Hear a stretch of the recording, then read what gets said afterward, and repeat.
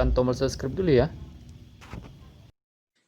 Konser amal penggalangan dana yang digelar Badan Pembinaan Ideologi Pancasila atau BPIP, MPR dan Badan Nasional Penanggulangan Bencana atau BNPB pada Minggu malam 17 Mei 2020 dihujani kritik sejumlah pihak.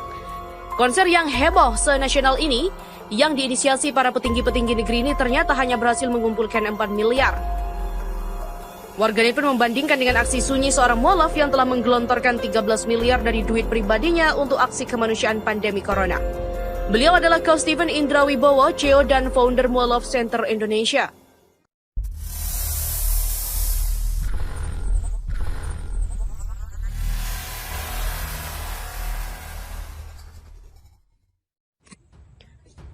Tanpa konser dan gembar-gembor, Mualaf Coach Stephen bantu 13 miliar untuk aksi kemanusiaan pandemi corona dari duit pribadi. Konser amal penggalangan dana yang digelar Badan Pembinaan Ideologi Pancasila atau BPIP, MPR dan Badan Nasional Penanggulangan Bencana atau BNPB pada Minggu malam 17 Mei 2020 dihujani kritik sejumlah pihak. Ada sejumlah pendapat negatif terhadap gelaran konser tersebut. Konser ini dihadiri sejumlah selebritas hingga Ketua MPR Bambang Susatyo dan Ketua Kadin Rusan Ruslani. Konser itu sempat dibuka pula melalui video oleh Presiden Joko Widodo. Konser yang heboh senasional ini yang diinisiasi para petinggi-petinggi negeri ini ternyata hanya berhasil mengumpulkan 4 miliar. Warganet pun membandingkan dengan aksi sunyi seorang mualaf yang telah menggelontorkan 13 miliar dari duit pribadinya untuk aksi kemanusiaan pandemi corona. Beliau adalah Coach Stephen Indra Wibowo, CEO dan founder Mualaf Center Indonesia. Stephen Indra Wibowo menjual harta bendanya tidak tanggung-tanggung lebih dari 13 miliar terkumpul. Lantas untuk apa? Untuk membantu menangani persoalan di masa pandemi corona COVID-19. Begitulah kata lelaki yang akrab disapa dengan Coach Stephen ini.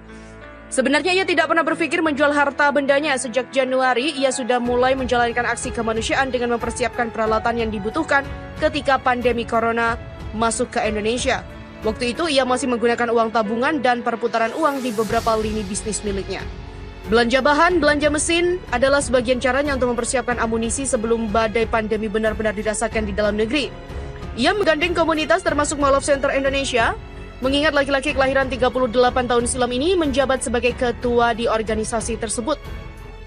Ia menjadi penjahit rumahan mau diberdayakan untuk menjahit masker dan baju hazmat. Tidak mungkin ia membuat sebuah tempat khusus dan memperkerjakan banyak orang dalam satu ruangan.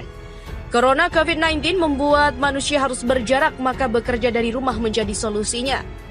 Lebih baik pihaknya yang berputar dari satu rumah ke rumah penjahit lain untuk meminimalkan penyebaran ketimbang mengumpulkan pekerja dalam jumlah besar di sebuah tempat.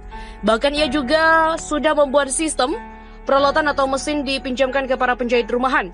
Apabila ada penjahit yang masuk dalam kategori orang dalam pemantauan atau ODP atau pasien dalam pengawasan PDP Corona COVID-19, maka mesin akan diambil untuk disterilkan, sedangkan penjahit dan keluarganya diisolasi dan dipasok makanan selama 2 bulan.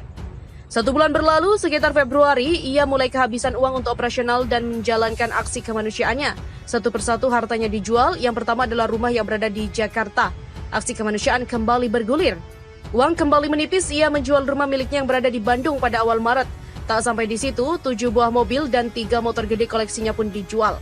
Uang yang terkumpul dari kocek pribadinya itu untuk membuat 48.000 baju hazmat yang dibagikan hampir ke 5.000. Fasilitas kesehatan dan rumah sakit, pemasangan surgical glow ke 43.000 baju alat pelindung diri atau APD agar sesuai standar WHO, memproduksi 150.000 masker, 80.000 hand sanitizer, serta ratusan ribu paket makanan dan puluhan ribu paket sembako. Distribusi bantuan pun nyaris ke seluruh Indonesia. Wilayah paling barat yang tersentuh adalah Aceh Timur, daerah paling timur adalah Pulau Buru. Belum cukup sampai di sini, Coach Stephen juga menggagas program yang diberi nama Ketahanan dan Kecakapan Pangan. Ia membeli sawah ribuan hektar di berbagai daerah di Indonesia. Tujuannya ia bisa memanen padi untuk mempersiapkan ketahanan pangan selama pandemi COVID-19 berlangsung.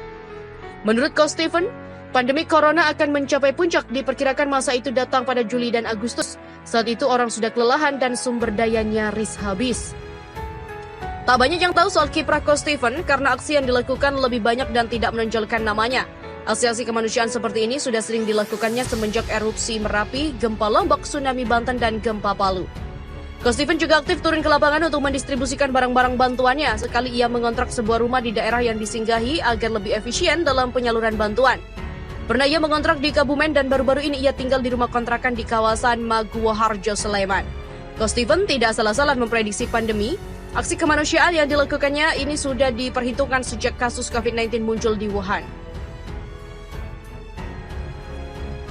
Di masa work from home atau bekerja dari rumah inilah, Coach Steven mengeluarkan daya dan upayanya untuk membantu penanganan corona COVID-19. Langkahnya tegas dan lugas, tidak melihat birokrasi sebagai batas. Semua dikerjakan bersama dengan timnya dengan koordinasi dan komunikasi sebagai kunci. Sementara itu banyak yang berdecak kagum setelah mendengar kisahnya, namun lebih banyak yang merasa terheran-heran. Bagaimana tidak? Di tengah orang-orang yang justru berpikir keras agar tidak jatuh miskin saat pandemi, Coach Steven justru menjual harta benda dengan nilai yang fantastik untuk membantu penanganan COVID-19. Ia bercerita bukan berasal dari orang kaya dan ia pernah tidak punya harta benda. Bagi Coach Steven, harta yang dimiliki hanyalah titipan Tuhan, sehingga suatu saat pasti kembali. Ia meyakini ada dua cara harta kembali ke Allah Subhanahu wa Ta'ala.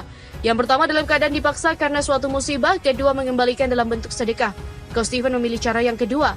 Ia juga bercerita sang istri juga tidak langsung setuju dengan rencananya, namun ia memberi pengertian sehingga saat ini istrinya pun mendukung langkah dan aksi kemanusiaan ini. Coach Steven memahami di masa seperti ini orang tidak cukup dengan bersimpati. Penyakit ini bisa menimpa siapa saja termasuk anggota keluarga dan diri sendiri. Oleh karena itu, melalui caranya Coach Steven menunjukkan empati di tengah pandemi.